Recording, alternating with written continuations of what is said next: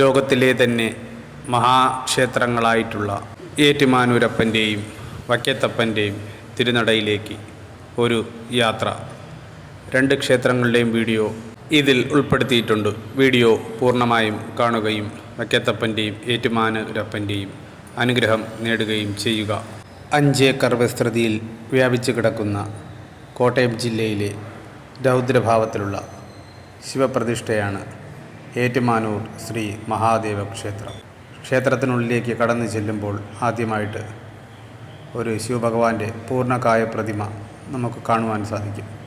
സ്വർണം പൂശിയ കൊടിമര പ്രതിഷ്ഠയുള്ള ഈ മഹാക്ഷേത്രത്തിൽ ശിവഭഗവാനെ രാവിലെ അഘോരമൂർത്തിയായും ഉച്ചയ്ക്ക് ശരഭമൂർത്തിയായും വൈകിട്ട് അർദ്ധനാരീശ്വരനായും സങ്കല്പിച്ചാണ് ഇവിടെ പൂജകൾ നടത്തുന്നത്.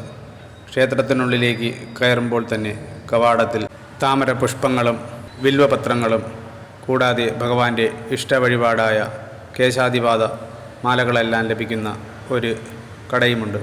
അവിടെ നിന്ന് നമുക്ക് പുഷ്പങ്ങളെല്ലാം യഥേഷ്ടം വാങ്ങി ക്ഷേത്ര ദർശനം നടത്താവുന്നതാണ്. ഇനി ഭഗവാന്റെ ആസ്ഥാന മണ്ഡപത്തിൽ പോയി ദർശനം നടത്തി വരാം. കുംഭമാസത്തിലെ 10 ദിവസമാണ് ഇവിടെ ക്ഷേത്രോത്സവമായിട്ട് കൊണ്ടാടുന്നത്. അതിൻ്റെ ആറാട്ട് ദിവസം തിരുവാതിര നക്ഷത്രത്തിൽ നടക്കുന്നു.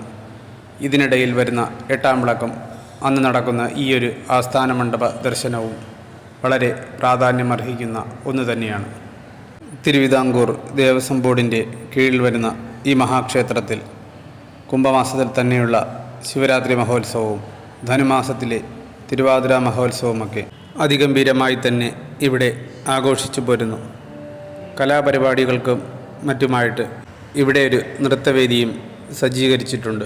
ക്ഷേത്രത്തിലെ പ്രധാന വഴിപാടുകളും അതിൻ്റെ നിരക്കുകളും അടങ്ങിയ ഒരു ഫലകവും നമുക്ക് കാണാം. ക്ഷേത്രത്തിൽ ഭഗവാന്റെ ഇഷ്ടവഴിപാടായ കിടാവിളക്കും പിൻവിളക്കും നെയ്വിളക്കും നീരാഞ്ജനവുമൊക്കെ നടത്തുവാനുള്ള സൗകര്യങ്ങളും ഇവിടെയുണ്ട്. ഇവയെല്ലാം ഭഗവാന് കാണിക്കയായി വന്നിട്ടുള്ള സാധനങ്ങളാണ്. ക്ഷേത്രത്തിന് മുൻപിലായിട്ട് പറയിടുവാനുള്ള സൗകര്യവും ഒരുക്കിയിട്ടുണ്ട്. പ്രധാനമായും 2 പറകളാണ് ഇവിടെ ഒരുക്കി വച്ചിരിക്കുന്നത്. നെൽപ്പറയും എള്ളുപറയും. നെൽപ്പറ ധനധാന്യ സമൃദ്ധിക്കായിട്ടാണ് ഇടുന്നത്. അതുപോലെ തന്നെ എള്ളുപറ രോഗശാന്തിക്കും. നെൽപ്പറയ്ക്ക് 160 രൂപയും എള്ളുപറയ്ക്ക് 330 രൂപയുമാണ് വഴിപാട് നിരക്ക്. ക്ഷേത്രത്തിലെ മറ്റൊരു വലിയ ആകർഷണമാണ് 7.5 പൊന്നാന. പേര് സൂചിപ്പിക്കുന്നത് പോലെ 7 വലിയ ആനകളും ഒരു ചെറിയ ആനയും അടങ്ങുന്ന ഒരു ശില്പരൂപമാണിത്. തേക്കിൻ തടിയിൽ തീർത്ത് സ്വർണം പൂശിയ വിഗ്രഹങ്ങളാണ് ഇവ. ആനകൾക്കൊപ്പം ഒരു സ്വർണ്ണപ്പഴക്കുലയും ഉണ്ടാക്കിയിരിക്കുന്നു. കുംഭമാസത്തിലെ ഉത്സവത്തിൽ 8-ാം നാൾ നടക്കുന്ന ആസ്ഥാന മണ്ഡപ ദർശനത്തിൽ ഭഗവാന്റെ തിണപ്പിനൊപ്പം ഈ 7.5 പൊന്നാനകളും പ്രദർശനത്തിന് വയ്ക്കുന്നു. ഭഗവാന്റെ നടയിലായിട്ട് ഒരു കാണിക്കയും അതായത് ഇലക്ട്രോണിക് കാണിക്കയും സജ്ജീകരിച്ചിട്ടുണ്ട്. ക്ഷേത്രത്തിലെ മറ്റൊരു എടുത്തു പറയത്തക്ക പ്രത്യേകതയാണ് വലിയ വിളക്ക്. വലിയ വിളക്ക് എന്നതുകൊണ്ട് ഉദ്ദേശിക്കുന്നത് 5 തിരികളോട് കൂടിയ ഒരു കിടാവിളക്കാണ്. 4 പ്രധാന ദിക്കുകളിലേക്കും തിരിയിട്ടതും കൂടാതെ വടക്ക് കിഴക്ക് ഭാഗത്തേക്കുമായിട്ട് 5-ാമത്തെ തിരിയുമിട്ട് ബലിക്കൽപുരയിൽ സ്ഥാപിച്ചിരിക്കുന്ന ഈ വിളക്ക് 1540-ലാണ് സ്ഥാപിച്ചതെന്ന് കരുതപ്പെടുന്നു. അതിനുശേഷം ആ വിളക്ക് ഇന്നേ വരെ അണഞ്ഞിട്ടില്ല. കേരള ദ്രാവിഡ ശൈലിയിൽ പണി കഴിപ്പിച്ചിട്ടുള്ള പരശുരാമൻ പ്രതിഷ്ഠ നടത്തിയെന്ന് വിശ്വസിക്കുന്ന കേരളത്തിലെ 108 ശിവക്ഷേത്രങ്ങളിൽ വളരെ പ്രധാനപ്പെട്ട ഒന്നാണ് ഈ ഏറ്റുമാനൂർ ശ്രീ മഹാദേവ ക്ഷേത്രം. ജീവിതത്തിൽ ഒരു പ്രാവശ്യമെങ്കിലും ഈ ക്ഷേത്രത്തിൽ സന്ദർശനം നടത്തി ദർശന സായുജ്യം അടയേണ്ടതാണ്. എല്ലാ ദേവലോകം വരിക്കാർക്കും ശിവഭഗവാന്റെ കടാക്ഷമുണ്ടാകട്ടെ എന്ന് ആത്മാർത്ഥമായി പ്രാർത്ഥിച്ചുകൊണ്ട് നമുക്ക് വൈക്കത്തപ്പൻ്റെ തിരുസന്നിധിയിലേക്ക് പോകാം. 10 ഏക്കറിന് മുകളിൽ വിസ്തൃതിയുള്ള ഈ ക്ഷേത്രത്തിൽ ശിവഭഗവാൻ പാർവതീദേവിയോടൊപ്പം കിഴക്ക് ദർശനമായിട്ട് ഭക്തർക്ക് കാഴ്ചയരുളുന്നു. ഇവിടുത്തെ മഹാദേവൻ അന്നദാന പ്രഭു എന്ന പേരിലാണ് അറിയപ്പെടുന്നത്.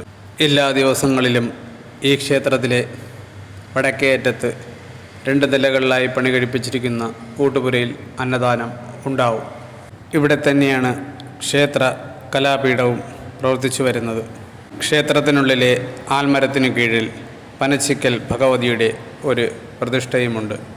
ഇവിടെയും നിരവധി ഭക്തർ എത്തി തൊഴുതാണ് മടങ്ങാറുള്ളത്. ക്ഷേത്രത്തിൻ്റെ 4 മൂലകളിലായിട്ട് നന്ദീദേവൻ്റെ പ്രതിഷ്ഠയുമുണ്ട്. ക്ഷേത്രത്തിലെ വാർഷിക ഉത്സവം വൃശ്ചിക മാസത്തിലെ കറുത്ത പക്ഷത്തിൽ വരുന്ന നവമി ആറാട്ടായുള്ള ഉത്സവവും അതിനിടയിൽ വരുന്ന വൈക്കത്തഷ്ടമിയുമാണ്. ഈ 2 മഹാക്ഷേത്രങ്ങളും ശിവഭഗവാന്റെ ശക്തി വിളിച്ചോതുന്ന ഒന്ന് തന്നെയാണ്. തീർച്ചയായും എല്ലാവരും ഈ 2 ക്ഷേത്രങ്ങളും സന്ദർശിക്കേണ്ടതാണ്. വീഡിയോ ലൈക്ക് ചെയ്യുക, ഷെയർ ചെയ്യുക, ദേവലോകം എന്ന ചാനൽ സബ്സ്ക്രൈബ് ചെയ്യുക. ഓം നമഃ ശിവായ.